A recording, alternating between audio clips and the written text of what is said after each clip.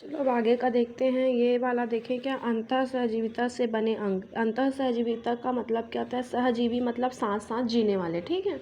और जैसे कि बाहर में जो लोग साथ साथ रहते हैं ना, जैसे हम शेयर कर लेते हैं कोई चीज़, तो वैसे ही कोशिकाओं के अंदर भी कोई ऐसा पार्ट होता है, ऐसे कोई जीव होते हैं जो साथ साथ क्या करते हैं, काम करते हैं। तो देखो वैज्ञानिकों ने पाया कि कोशिकाओं में कुछ ऐसे जीव प्रवेश कर गए जिनकी कोशिका द्रव्य दोहरी झिल्ली से घिरे थे और उनमें आनुवांशिक पदार्थ उपस्थित थे। समय के साथ कोशिकाओं के कार्यों का अभिन्न हिस्से बन गए।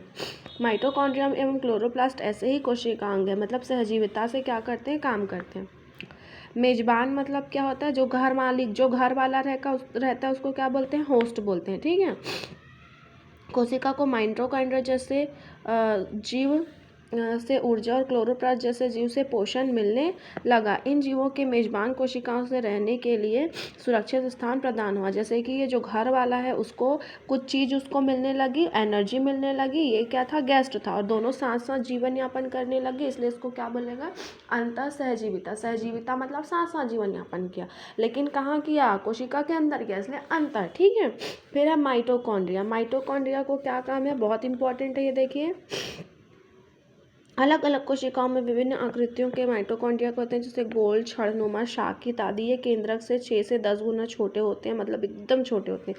ये कोशिका के लगभग 100 से 1000 माइटोकॉन्ड्रिया हो सकते हैं। यदि स्तनधारी का मतलब क्या होता है, जो बच्चे जन्म देते हैं उसको हम क्या बोलते हैं, स्तनधारी जीव बोलते हैं, ठीक है।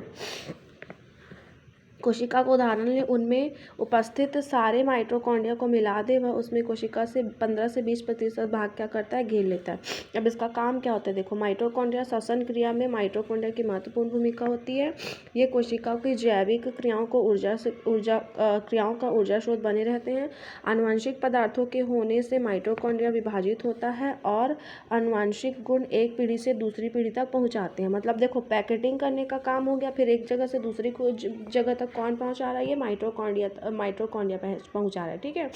इसको ना विद्युत ऊर्जा, मतलब कि देखना, कोशिका का पावर हाउस किसे कहते हैं, तो माइटोकॉन्ड्रिया को कहते हैं, करके आता है क्वेश्चन, ठीक है। ये देखो बना हुआ होता है, ये बना हुआ रहता है पहले से, इसी का ऐसे गुच्छा जैसे बनता है, फिर वो 2 पार्ट में डिवाइड हो जाता है, तो वो 2 माइटोकॉन्ड्रिया बन जाता है, ठीक है। फिर है नेक्स्ट लवक। क्या होता है लवक, लवक मतलब क्या होता है, प्लास्टिड। यहाँ पर देखना कि जितने भी पेड़ पौधे रहते हैं उनमें ना कलर होता है कि नहीं होता है, मोस्टली हरा होता है। और फूल पत्ते वगैरह रहते हैं, उसमें कलर रहता है, ठीक है। तो इसलिए रंगहीन लवक और रंगीन लवक, ठीक है, जिसको इंग्लिश में प्लास्टिड बोलते हैं। ये देखो क्या होते हैं, 2 प्रकार के होते हैं। ये वर्णक नहीं पाया जाता है। ये स्टार्च के रूप में भोजन संचित करता है। इसे हम मक्के, बीज, आलू, मूली आदि में देख सकते हैं। आप देखोगे मूली वाइट रहता है, आलू भी लगभग वाइट रहता है, बीज भी रहता है मक्के वगैरह का, मक्का मतलब भुट्टा, वो भी वाइट रहता है। क्यों, इसमें रंगहीन लवक रहता है, ठीक है, लाइट रहता है ये थोड़ा सा। फिर है रंगीन लवक, तो इसमें कई रंग होते हैं, जैसे बीज, पुष्प मतलब वही फूल, फलों के रंग उपस्थिति के दिखाई देते हैं। हरे रंग के, मोस्ट इम्पॉर्टेंट, हरे रंग का जो लवक होता है उसको क्लोरोप्लास्ट कहते हैं, ठीक है, जिसको हम हिंदी में क्या कहते हैं, हरित लवक कहते हैं, ठीक है। ये डिस्क नुमा, अंडा आकार के, लेंस के आकार के, सीढ़ी नुमा, सितारेदार, कुंडलित, जाल नुमा इत्यादि आकार के होते हैं। ये दिख रहा है ना, इसी के जैसे होता है ये क्लोरोप्लास्ट, ठीक है। ये तुम लोग को दिख गया। अब इसको क्या होता है, ये अंदर से देखो, ये क्या होता है, ऐसे झिल्ली टाइप का उखड़े रहता है। ये जो गोल बना हुआ है ना, उसको डिस्क बोलते हैं। ये उपड़ा हुआ है, इसको क्या बोलते हैं, एक झिल्ली बोल सकते हो आप, ठीक है। और इसमें थैली के समान, ये ना ऐसे सिक्के के समान ऐसे चीज़ पाई जाती है, जिसको हम क्या कहते हैं, ग्रेना बोलते हैं। क्या बोलते हैं, ग्रेनम या ग्रेना बोलते हैं, ठीक है। यही इसको, और ये पूरा का पूरा पदार्थ इसमें लिक्विड भरा रहता है, इसको क्या कहते हैं, स्ट्रोमा कहते हैं। यही इसका क्या है, क्लोरोप्लास्ट के अंदर, मतलब हरित लवक की स्ट्रक्चर है, ठीक है। फिर नेक्स्ट है ये प्राकैरियोटिक कोशिकाएं। प्राकैरियोटिक कोशिका क्या होता है, जिसमें केंद्रक अनुपस्थित होता है। अनुपस्थित का मतलब क्या होता है, जिसमें वो नहीं होता है, ठीक है। और कुछ कोशिकांग भी नहीं प्रेजेंट रहेंगी, जैसे कि ये सभी कोशिकाएं कोशिका झिल्ली पादप भित्ति से घिरी रहती है, परंतु इनमें कोशिकांग नहीं पाए जाते हैं। वही जैसे माइटोकॉन्ड्रिया, अंतःप्रद्रवी जलिका, गाल्जिका, इनसे संबंधित कोशिका द्रव्य में संपन्न होते हैं, मतलब सिर्फ लिक्विड भरा रहता है, वही सारे काम कर लेते हैं। कुछ कार्य कुछ कार्य जो हैं कोशिका झिल्ली के अंदरूनी सतह पर ही संपन्न होते हैं। इनमें छोटे आकार वाले राइबोसोम पाए जाते हैं। इसके अलावा प्रकाश संश्लेषण करने के में सक्षम बैक्टीरिया क्लोरोफिल भी होते हैं। क्लोरोफिल मतलब आप समझते हो ना, जिनकी वजह से क्या होता है, प्रकाश संश्लेषण होता है और पौधे अपना भोजन बनाते हैं। ठीक है। प्रोकैरियोटिक कोशिकाओं में अनुवांशिक पदार्थ अक्सर वृत्ताकार संरचना के रूप में पाई जाती है। बैक्टीरिया बैक्टीरिया दोनों क्या है, प्रोकैरियोटिक कोशिकाएं हैं, और इनमें जो सेंटर होता है वो क्या रहता है, अनप्रेजेंट रहता है। ठीक है, ये याद रखना। ये बैक्टीरिया जीवाणु का चित्र है, ये साइनोबैक्टीरिया का चित्र है। ठीक है। अब उसके बाद नेक्स्ट देखते हैं कोशिका सिद्धांत। कोशिका सिद्धांत किसने दिया? ठीक है,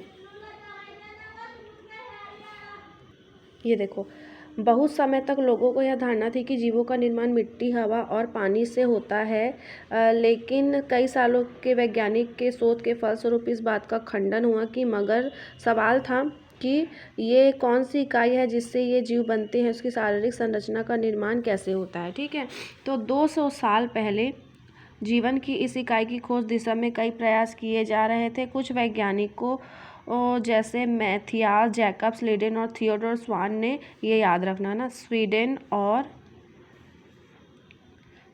और थियोडोर स्वान ने क्या किया, कोशिका सिद्धांत दिया। ठीक है, इन्होंने क्या क्या बोला इसके बारे में बता रहे हैं। ठीक हो, सभी जीव कोशिकाओं के समूह अंतःप्रदेश जलिका से बने होते हैं। कोशिका झिल्ली संरचनात्मक और क्रियात्मक इकाई है, मतलब वो काम करते हैं, ऐसा नहीं कि चुपचाप रहते हैं, काम करते ही हैं। ठीक है, सभी कोशिकाएं पहले से उपस्थित कोशिकाओं से पैदा होती है, मतलब कि जो कोशिका है ना, ये जो कोशिका है मान के चलो, इसी से नई कोशिका बन जाती है। ऐसा नहीं है कि कोई नया चीज़ आएगा तो नई चीज़ से बनेगी, और फिर इसी का विभाजन होगा, फिर नई कोशिका बनती है। तो इसे ही हम क्या कहते हैं, संरचना, मतलब कि पूर्व से बने कोशिकाओं से बनता है करके। ठीक है, इसी को कोशिका सिद्धांत के बारे में बनाया गया है।